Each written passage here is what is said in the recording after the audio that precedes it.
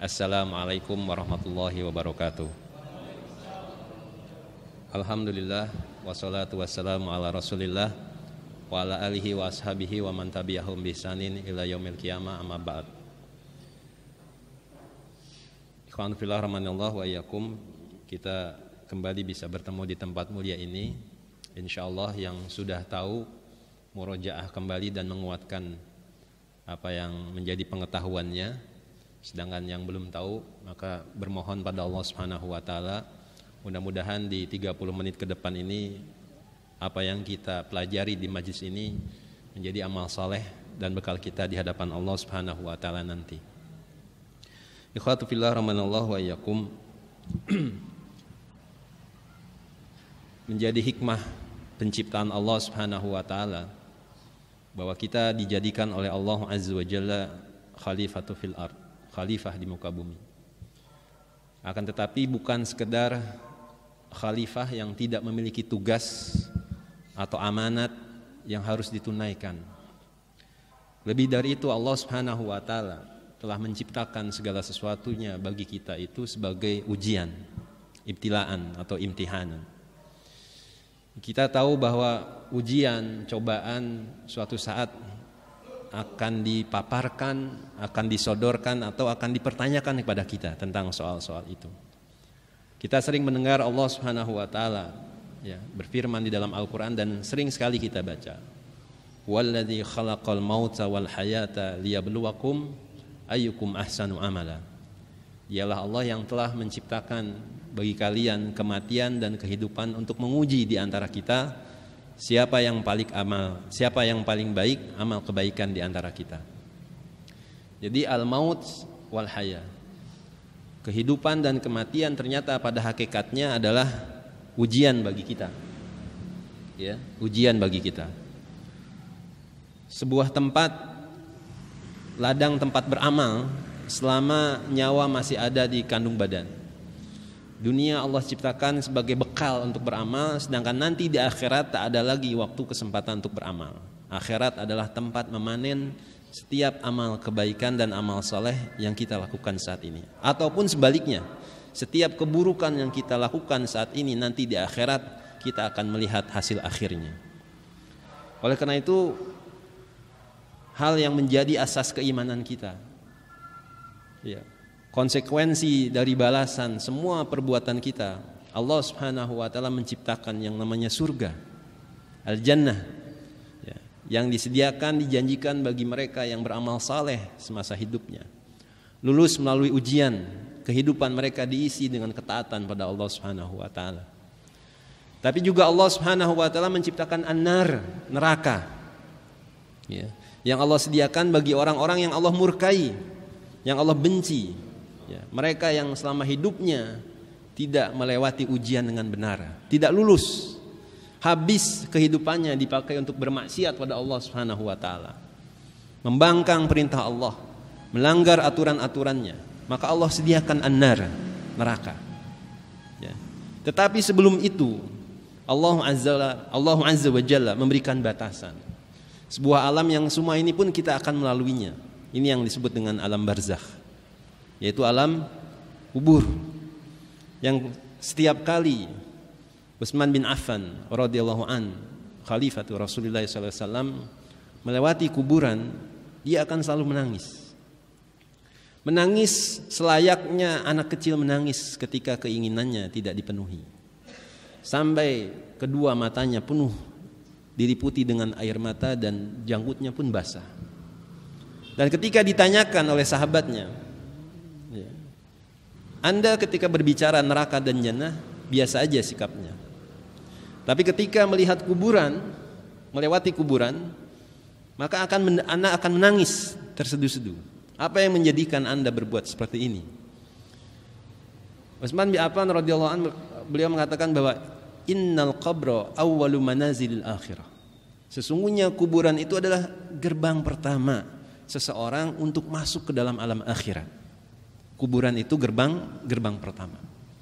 Fa in naja, kalau seandainya dia lolos, dia berhasil melewati pintu gerbang itu, fama ba'dahu aisar, maka setelahnya akan mudah baginya. akan mudah melewati tahapan-tahapan yang dia harus lalui di masa di alam akhirat nanti. Fa in lam yanju, kalau seandainya dia tidak berhasil, tidak lolos, ya, maka setelahnya itu asyaddu minhu, akan lebih keras lagi. Akan lebih sulit lagi dia akan menghadapi tahapan akhirat yang harus dilalui oleh dia. Oleh karena itu ikhwatu fillah rahimanallahu wa iyyakum, hal-hal seperti ini yang selalu harus ditanamkan dalam diri kita, bahwa suatu saat kita akan memasuki itu, akan melewati yang namanya alam barzakh, akan memasuki yang namanya alam kuburan sebelum kita sampai ke alam akhirat dan menerima hisab kita di hadapan Allah Subhanahu wa taala.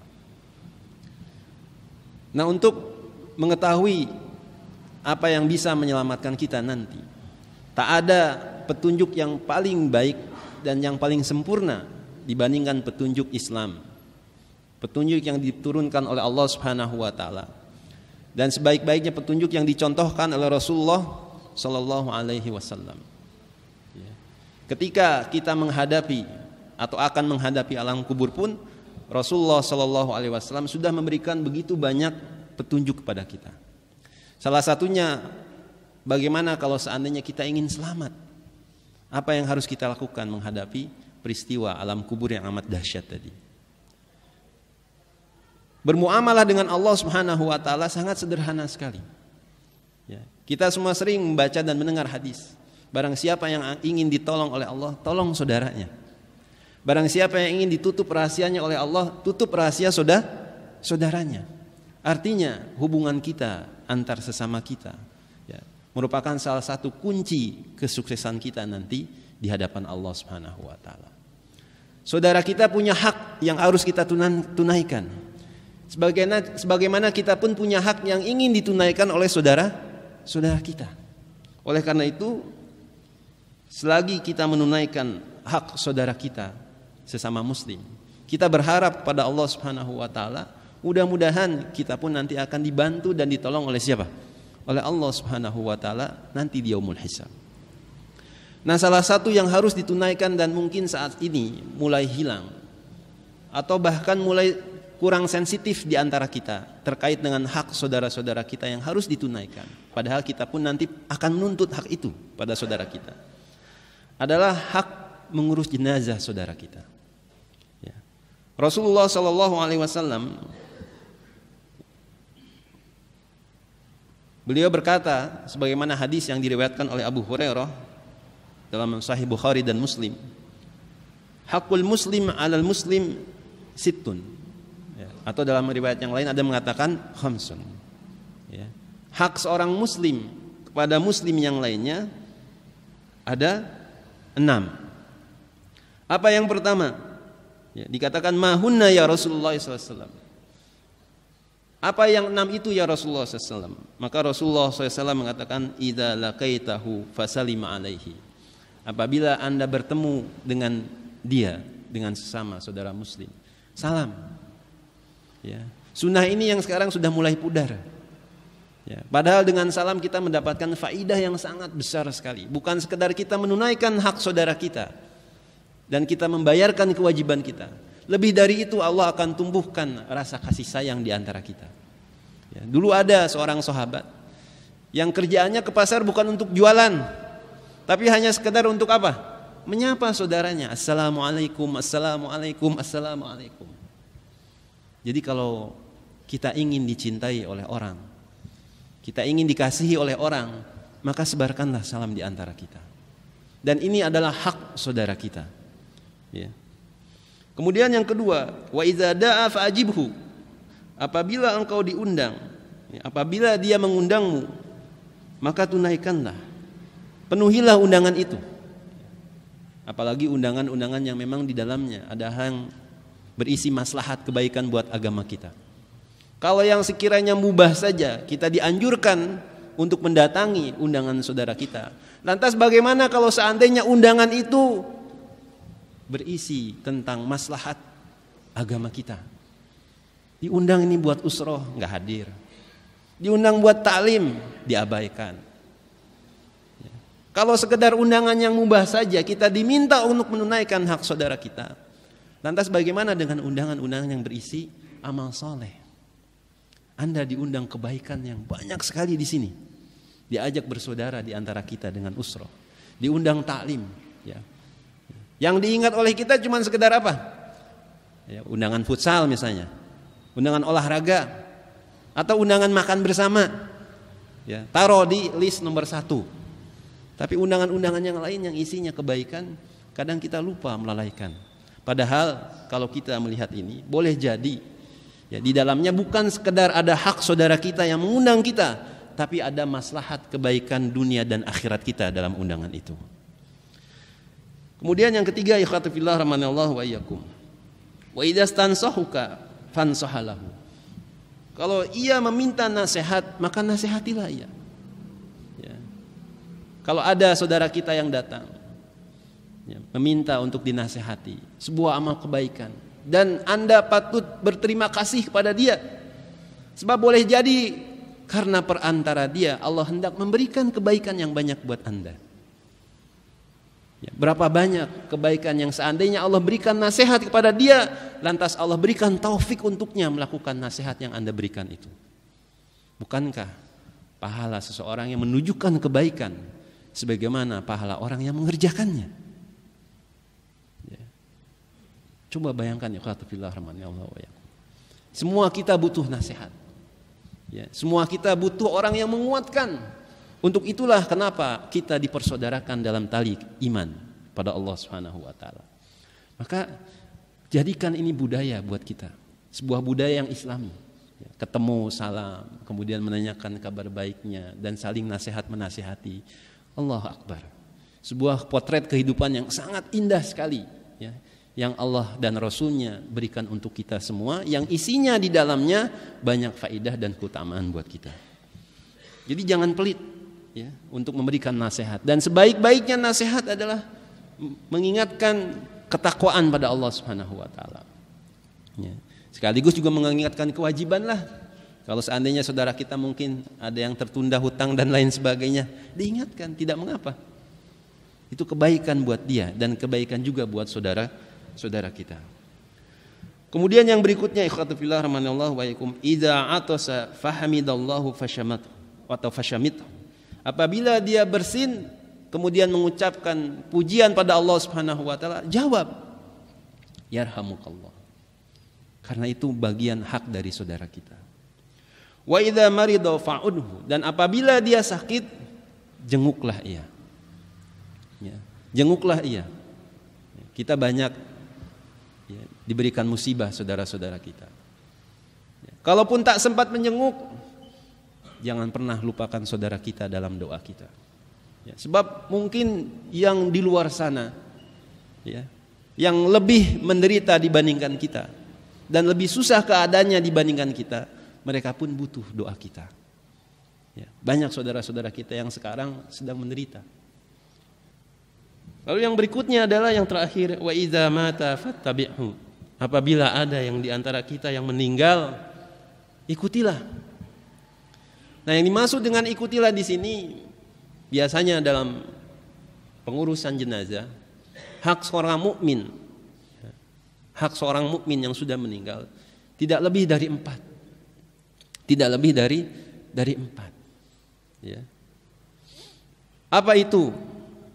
Yang pertama adalah memandikannya. Nanti kita insyaallah akan bahas sedikit, walaupun waktunya sangat singkat. Lalu yang kedua adalah mengkafaninya. Dan yang ketiga mensolatinya.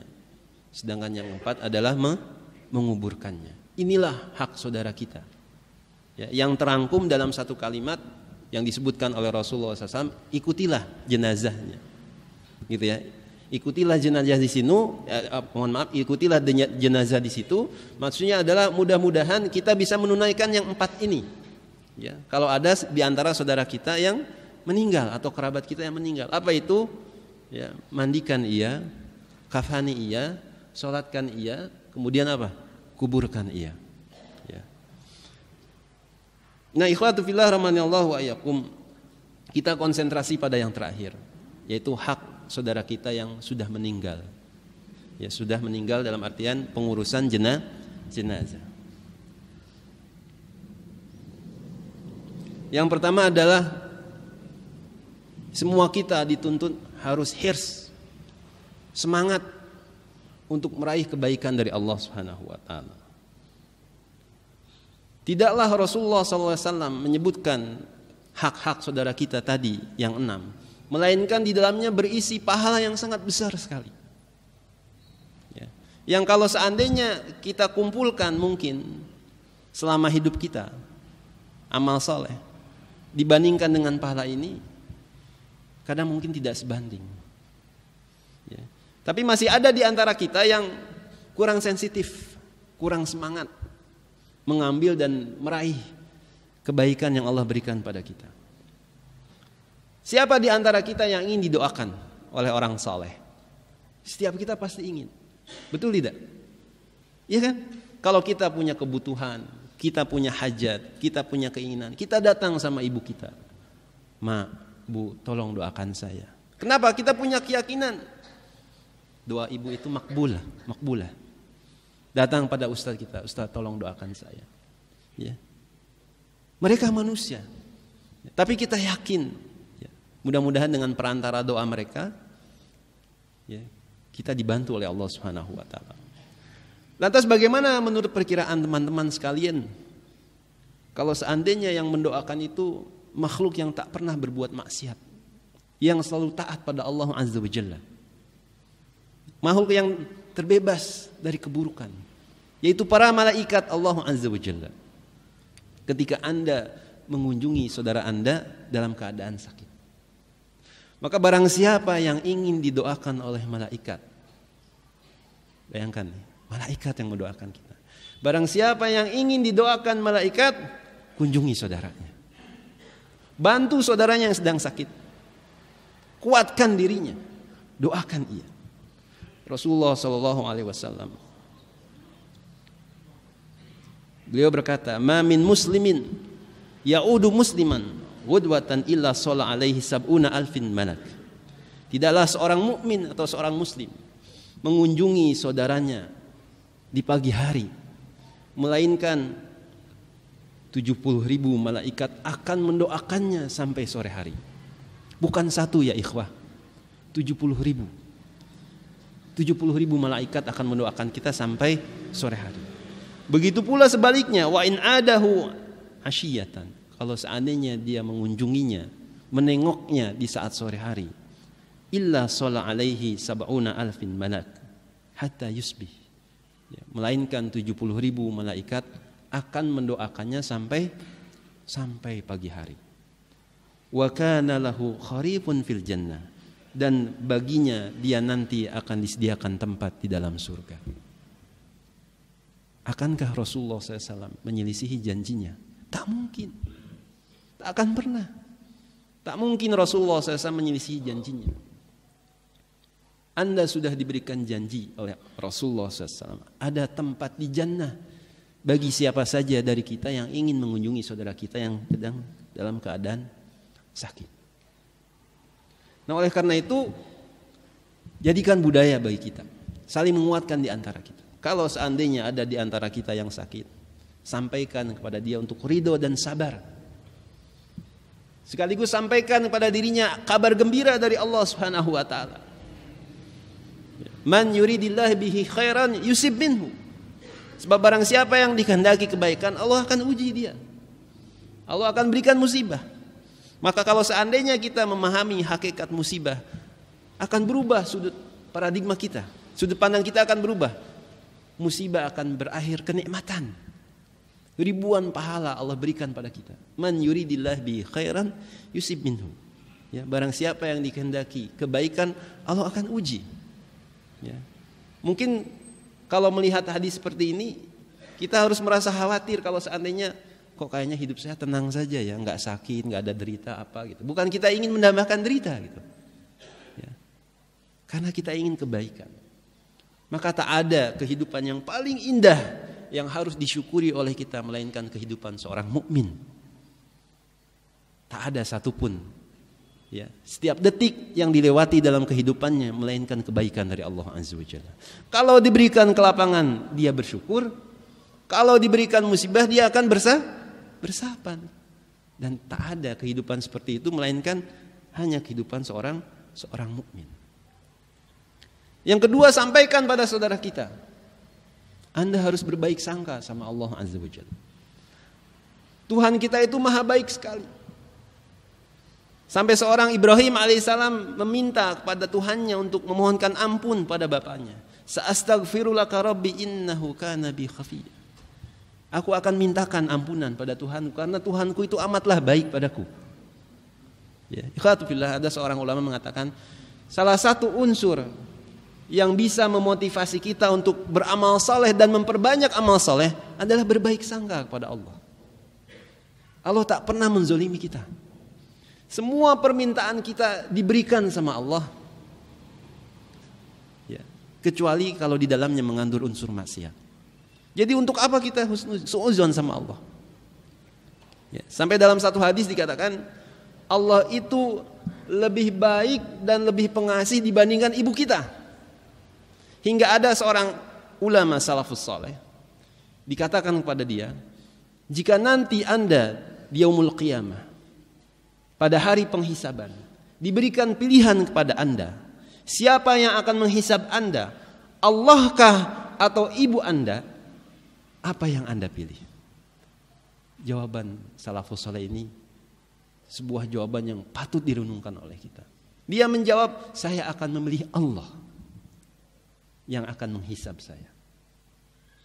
Kenapa? Karena Allah itu maha pemurah, lebih cinta kepada kita dibandingkan ibu kita. Sampai di yaumul hisab pun dia memilih Allah yang akan menghisab kita. Sebab Allah tak akan menzolimi hambanya. Pernah suatu ketika ditanyakan kepada Ibnu Abbas, ada seorang bertanya kepada Ibnu Abbas, wahai Ibnu Abbas, siapa nanti yang akan menghisab saya di yaumul qiyamah?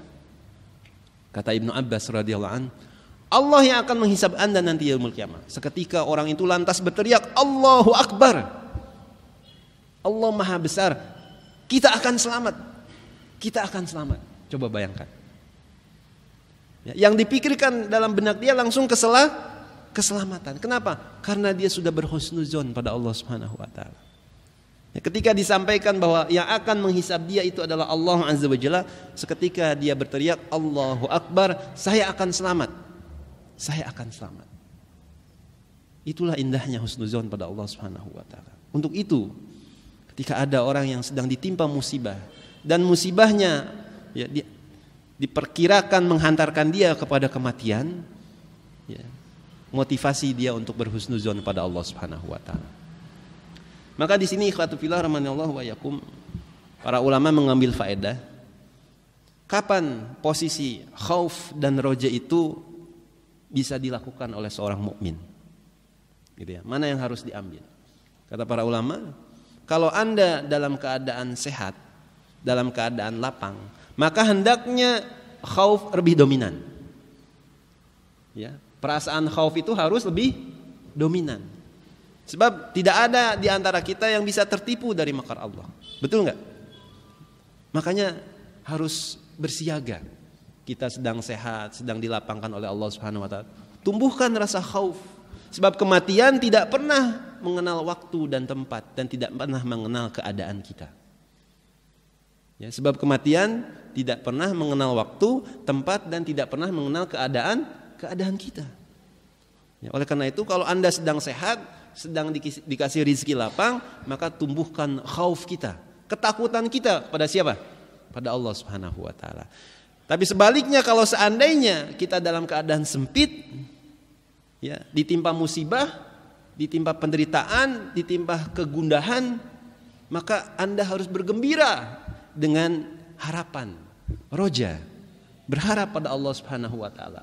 Ampunan Allah itu sangat luas. Fa inna ma'al usri yusron dan lain sebagainya. La taqnatu min rauhillah. Jangan pernah putus asa dari rahmat Allah Subhanahu wa taala. Jadi kalau lagi galau, lagi sedih, yang dimunculkan apa? Roja, harapnya. Ini ikhwatu fillah rahimanallahu wa iyyakum gitu, yang harus dijaga, distabilkan oleh kita. Gitu ya. Kita hidup ini diisi dengan ibadah. Puncaknya adalah mahabbah, sayapnya adalah khauf dan roja. Maka tempatkanlah oleh kita semua pada posisi yang benar. Nah, ikhwatu fillah rahimanallahu wa iyyakum, ya, lantas apa yang harus dilakukan? Kalau seandainya kita mendapati ternyata saudara kita ya, dalam kemudian meninggal, ya, maka diwajibkan bagi kita untuk menyegerakan pengurusannya. Harus disegerakan, tidak boleh ditunda-tunda. Ya. Sebab kata Rasulullah SAW, di antara kita tidak ada yang tahu, gitu ya. Boleh jadi yang dipikul di atas pundak kita itu adalah kebaikan, gitu ya. Maka kita membantu si mayit untuk menyegerakan kebaikan itu kepadanya. Ya. Para ulama mengatakan seorang mukmin, ini hadis sebetulnya, seorang mukmin yang rindu ingin bertemu dengan Allah, maka Allah pun rindu kepada dia. Aisyah berkata, lantas bagaimana dengan kami yang membenci kematian? Ya, kata Rasulullah, bukan itu maksudnya. Maksudnya adalah ketika sakaratul maut. Ketika sakaratul maut. Kita ini sebetulnya sudah ditempatkan posisi kita. Nih tempat Anda di surga di sini. Dan ini tempat Anda di neraka. Tapi nggak ada yang tahu kita, betul nggak? Makanya kita diminta untuk beramal soleh. I'malu, beramallah, karena masing-masing kita akan dimudahkan sebagaimana penciptaannya. Nah, nanti di sakaratul maut akan ditampakkan oleh Allah Subhanahu wa taala. Kalau seandainya masa hidup kita, ya alhamdulillah kita termasuk orang yang saleh, maka Allah akan tampakkan tempat kita di surga. Nah, di saat itulah kita akan merasa rindu untuk bertemu dengan Allah Azza wa Jalla. Rindu kita dengan Allah karena melihat posisi kita di surga. Sampai dikatakan nafsul mukmin itu seperti ikan yang menggelinjang ingin melompat ke dalam air. Diperlihatkan oleh Allah Subhanahu wa taala. Maka disegerakan. Kita ingin membantu saudara kita bertemu dengan Allah Subhanahu wa taala. Tapi sebaliknya, ikhwatu fillah rahimanallahu wa iyyakum. Kalau seandainya jenazah atau mayat ini semasa hidupnya adalah ahlul maksiat, orang yang banyak berbuat dosa, maka dia pun tidak ingin bertemu dengan Allah karena sudah ditampakkan tempatnya di neraka. Sampai jiwanya harus keluar dari jasadnya dipukuli oleh para malaikat. Ditarik dengan paksa karena dia tidak ingin bertemu dengan Allah. Takut.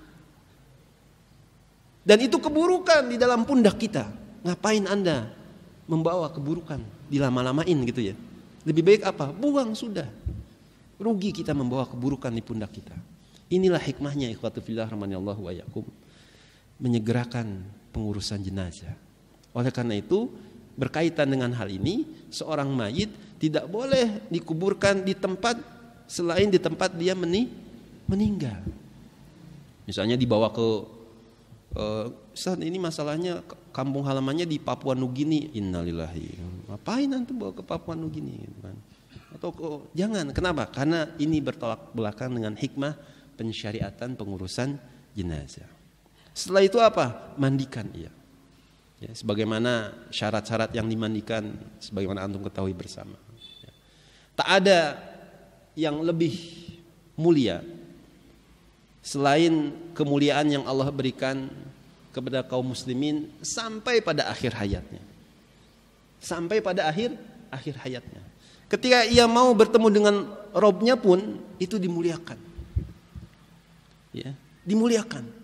Di saat nyawanya dicabut pun semua makhluk Allah memuliakan dia. Tatanazzalu alaihimul malaikah. Turun berduyun-duyun itu malaikat menyambut jiwa seorang mukmin yang keluar dari jasadnya. Sampai memberikan kabar gembira. Ala takhafu wa la tahzan wa abshiru bil jannati allati kuntum tu'adun. Jangan pernah khawatir dengan masa lalu Anda yang penuh dosa. Dan tidak perlu takut dengan masa depan karena Allah sudah siapkan jannah untuk Anda. Itu kabar gembira yang para malaikat berikan pada kita. Kemuliaan yang indah sekali. Tapi lihat oleh Anda semua, Bagaimana Islam memuliakan kaum muslimin. Dimandikan dengan tata cara yang sangat indah sekali. Ya, menggunakan sabun, bahkan diwudukan dulu. Setelah wudu kemudian diberikan kain kafan yang terbaik, yang berwarna putih, yang disukai oleh Rasulullah SAW. Ya, lalu disolatkan. Setelah itu dikuburkan dan didoakan oleh kita semua. Nah, itulah ikhwatu fillah rahimanallahu wa iyyakum terkait hak saudara kita yang jangan diabaikan oleh kita. Ya, sebab sebagaimana kita ingin menuntut hak kita ditunaikan oleh saudara kita, maka tunaikanlah hak saudara kita. Mudah-mudahan kalau seandainya kita menunaikan hak saudara kita, kita pun akan diberikan haknya oleh saudara kita. Kemudian yang kedua, bukan hanya itu. Ada kebaikan yang sangat besar, ada pahala yang melimpah sekali. Ya, pahala yang sangat melimpah sekali yang Allah dan Rasulnya janjikan. Barang siapa yang memandikan jenazah, maka akan diampuni dosanya selama 40 hari. Ya, ada yang mentafsirkan para ulama ini dikatakan 40 hari, ada juga dalam riwayat yang lain akan diampuni dosanya kabiro. Kabiro itu dosa-dosa yang besar. Coba bayangkan. Ya, setelah itu dia akan terlahir sebagaimana dia dilahirkan, sebagaimana ibunya waktu melahirkan. Kemudian dalam hadis yang lain, barang siapa yang mengikuti jenazah, memandikan, mengkafani, bahkan mensolatkan, maka baginya 2 qirot. Ditanyakan apa itu qirot ya Rasulullah? Yang paling kecil kata Rasulullah, yang paling kecil minimal qirot itu adalah sebesar gunung Uhud. Coba bayangkan. Ya, gunung Uhud itu besarnya minta ampun. Ini diberikan 2 qirot. Oleh karena itu jangan menyia-nyiakan amal soleh dan pahala yang sangat besar sekali. Gitu ya. Kalau Anda ingin didoakan oleh malaikat, kunjungi saudara Anda. Kalau Anda ingin diampuni dosa Anda, urus jenazah. Gitu ya, urus jenazah. Kalau Anda ingin mendapatkan pahala yang besar, bantu saudara-saudara kita yang sedang ditimpa musibah. Untuk lebih detail, saya sudah pernah membuat terjemah. Ya, terjemah tentang pengurusan jenazah, teori dan praktek. Ya, saya yang menerjemahkan, lalu yang mengedit Dr. Kiai Haji Solahuddin. Yang mau filenya silahkan nanti WhatsApp ke saya, nanti saya akan kasih insyaallah. Waktu itu kita berikan gratis gitu ya. Mudah-mudahan jadi amal soleh buat kita semua. Nah, di situ lengkap sekali. Ya, dari mulai menjenguk orang sakit, apa yang harus dilakukan ketika sakit, apa yang harus dilakukan ketika sakaratul maut, apa yang harus dilakukan ketika meninggal, kemudian memandikan dan lain sebagainya. Termasuk hal-hal yang sifatnya kasuistik. Bagaimana kalau Anda menangani jenazah yang kebakaran, tabrakan, yang dimutilasi dan lain sebagainya. Anda harus bisa ini. Gitu ya. Anda harus bisa. Sebab boleh jadi mudah-mudahan ya, kalau Anda di antara kita ada yang meninggal, kita orang yang paling pertama kali itu adalah orang yang paling kita cintai, misalnya istri, suami yang memandikan dan lain sebagainya. Gitu ya. Ini yang bisa saya sampaikan pada pertemuan pagi hari ini, kurang lebihnya mohon maaf. Subhanaka Allahumma wa bihamdika asyhadu alla ilaha illa anta astaghfiruka wa atubu ilaik. Assalamualaikum warahmatullahi wabarakatuh.